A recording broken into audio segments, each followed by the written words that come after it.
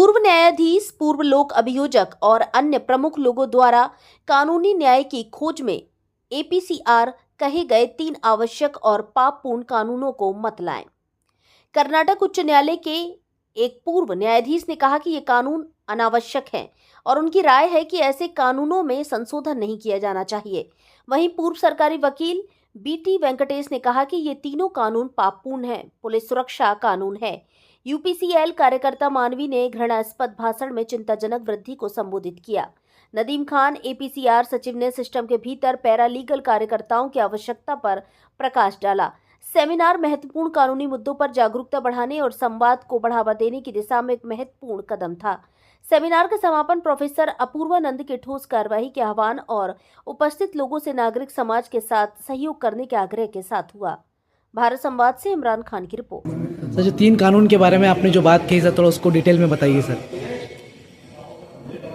जो 3 कानून आए हैं, ये कानून जो है इस मुल्क के ऊपर जो गुनाह है, क्योंकि जो हमारे यहाँ जो कोई कानून है, जो कोई कॉन्स्टिट्यूशन है हमारे संविधान के खिलाफ जाते हैं। ये कानून जो है, जो हक हमारे पास है, पिछले 100 सालों से हमने यहाँ पे जंग करके ली है, और सब एक नए कानून लेकर वो सब तोड़ने की कोशिश हो रही है। जो पुलिस की मनमानी है वो ज़्यादा होने वाला है, क्योंकि यहाँ पे जितना पावर्स पुलिस को दिया गया है, हक दिया गया है पुलिस को कि जो वो लोग बेबुनियाद किसी को अरेस्ट कर सकते हैं, अब तो कर सकते हैं, बल्कि बेबुनियाद किसी को 90 दिन तक के लिए जेल के अंदर रख सकते हैं। अगर कोई गलती से कोई ऑफिसर कुछ गुनाह करेगा तो इनके खिलाफ जो है कोई कार्रवाई नहीं हो सकती। बहुत वक्त लगता है कार्रवाई नहीं करने, क्योंकि इजाज़त मांगने पड़ते हैं, सैंक्शन लेने पड़ते हैं। जहाँ पे वो पहला जो गुनाह किया रहता है वो ऑफिसर के खिलाफ इनकी सुपीरियर ऑफिसर के ऊपर एक पहले कंप्लेंट डालना पड़ता है, एप्लीकेशन डालना पड़ता है इजाज़त के लिए, और उसके बाद उन्होंने वो एप्लीकेशन को इनके ऊपर जो बहुत बड़े ऑफिसर होते हैं उनके पास दिया जाता है। जब तक के लिए वो कोई इजाज़त नहीं मिलती तब तक के लिए इनके ऊपर कोई कार्रवाई नहीं हो सकती। अगर चाहे वो खून भी कर ले थाने में, कुछ नहीं होने वाला है। तो ऐसा वो एक कानून बना के जो रखे हैं, तो ये कानून जो है तो ये बहुत सरासर गलत है। ऐसे कानून नहीं होना चाहिए, पहली बात। दूसरी बात जो है कि 90 दिन के अंत तक के लिए जो पुलिस की कस्टडी लेने की जरूरत ही क्या है? अगर हमारे यहाँ 15 how the political environment of hate is affecting individuals, and we're also thinking of ways forward in which the Constitution protects the rights of the marginalized people, in the ways the right to dignity of people needs to be asserted, and what is it that people who are actually getting affected by such hate crimes and hate speeches, what can we do to save ourselves and extend solidarities to other communities? Ma'am, ये laws के demerits बताए गए sir, तो उसके बारे में आप क्या बोलते हैं सर?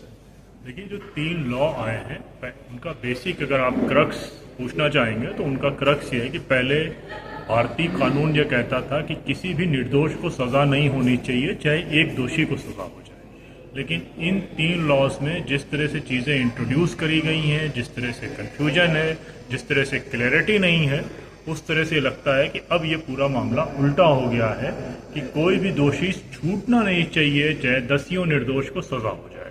तो जिस तरह से इस पूरे लॉ में पहले ये कहा गया था कि जब तक कोई आरोपी अपराधी नहीं साबित होता, और बहुत ढेर सारे सुप्रीम कोर्ट के जजमेंट थे कि किसी को भी हथकड़ी नहीं लगाई जा सकती। इस कानून ने पुलिस को हथकड़ी लगाने का अधिकार दे दिया और मजबूत किया। पहले ये कहा गया था कि डिटेंशन 24 घंटे से ज़्यादा पुलिस किसी को थाने में नहीं रख सकती, बल्कि उसको मजिस्ट्रेट के पास रखना होगा। इस मामले में इस मियाद को बढ़ाया गया है, और मियाद कितनी दिन तक चलेगी उसकी कोई क्लैरिटी नहीं है। फिर ये कहा गया कि कस्टडी पुलिस की जो है वो 15 दिन से ज़्यादा किसी भी मामलों में नहीं हो सकती है, उसको 90 दिन कर दिया गया। तो 90 दिन पुलिस कस्टडी करने का मतलब है कि किसी भी आदमी को जमानत नहीं मिल सकती, और 90 दिन तक पुलिस उसके साथ क्या ट्रीटमेंट करेगी मालूम नहीं। 90 दिनों तक जब भी वो अपनी बेल के लिए अप्लाई करेगा तब उसके बारे में कहा जाएगा कि अभी जांच चल रही है, अभी हम उसको पुलिस कस्टडी में लेना चाहते हैं। तो उसकी जमानत को लगभग नेक्स्ट टू इम्पॉसिबल बना के पुलिस की ताकत को बढ़ा दिया गया है। फिर ये कहा कि जो टेरर का जो डेफिनेशन है उसको बहुत वेग कर दिया गया है और बहुत कंफ्यूजन है कि कौन सी जांच एजेंसी इस टेरर की जांच करेगी। तो इस पूरी तरीके से कहा जाए कि इस पूरे जद्दोजहद है, इंसाफ की लड़ाई है, वो अलग अलग तरीके से कैसे लड़ी जाएगी, क्योंकि हिंदुस्तान में जो चुनौती है संवैधानिक अधिकारों को लेकर, वह चुनौती बनी हुई है और वह सिर्फ मुसलमानों पर हमलों के बारे में नहीं या ईसाइयों पर हमले के बारे में नहीं, आदिवासियों पर हमले के बारे में नहीं, सबको मिलाकर ही है। तो वह कैसे लड़ी जाएगी, उसमें वकील, पत्रकार,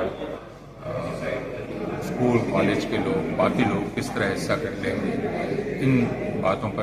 the pursuit of legal justice, इसका मानना क्या है, लीगल जस्टिस इंडिया में कैसा जो डाउन ट्राउडन है और victim marginalised society, section of society है, उनको कैसा ये जस्टिस दिला सकता है। इसके साथ साथ अभी नया 1 जुलाई से एक नया कानून, तीन कानून